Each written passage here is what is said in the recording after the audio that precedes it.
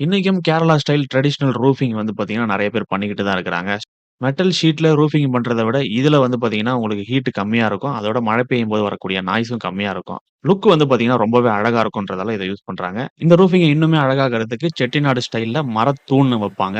அந்த தூணுடைய காஸ்ட் ஒண்ணே ரூ. 50,000 கிட்ட வருது அப்படின்னு சொல்றாங்க. அதுல பட்ஜெட் கம்மி பண்றதுக்காக, இவங்க ஸ்டீல்லயே அழகான தூணெல்லாம் டிசைன் பண்ணி பண்றாங்க. இந்த மாரி ஸ்டீல்ல பண்ணும்போது ஹைட் அதிகமா இருக்கிற தூணுக்கு 14,000மோ ஹைட் கம்மியா இருக்கிற தூணுக்கு 6,000 மட்டும் தான் செலவாகுதுன்னு சொல்லியிருக்காங்க. இது மட்டும் இல்லாம இந்த கேரளா ஸ்டைல் சாறுபடின்னு நீங்க நெறைய இடங்கள்ல பார்த்திருப்பீங்க, கேள்விப்பட்டிருப்பீங்க. அத இப்போ நெறைய இடங்கள்ல தமிழ்நாட்டிலும் யூஸ் பண்றாங்க. அத சிமெண்ட் இல்லன்னா வுட் இது 2 யூஸ் பண்ணி தான் நெறைய இடங்கள்ல நம்ம பார்த்திருக்கோம். பட் இவங்க அத ஸ்டீல்லயே ரெடி பண்றாங்க. இது மட்டும் இல்லாம பெர்கோலா டிசைன் இந்த மாதிரியான விஷயங்கள் எல்லாமே வந்து பார்த்தீங்கன்னா, கோயில்ல வர்ற மாரியான டிசைன் இது எல்லாமே ஸ்டீல்லயே ரெடி பண்றாங்க. இதனால பட்ஜெட்டும் வந்து உங்களுக்கு கம்மியாகும். ஸ்டீல்ல யூஸ் பண்ணா ரஸ்ட் ஆகுமா? அப்படின்ற கேள்வி வரும். ரஸ்ட் ஆகாத மாதிரி எம்ஆர்எஃப் பிரைமரு, பெயிண்ட் இதெல்லாம் யூஸ் பண்ணி உங்களுக்கு கவர் பண்றாங்க. அதுக்கு அவங்க வாரண்டியும் குடுக்குறாங்க.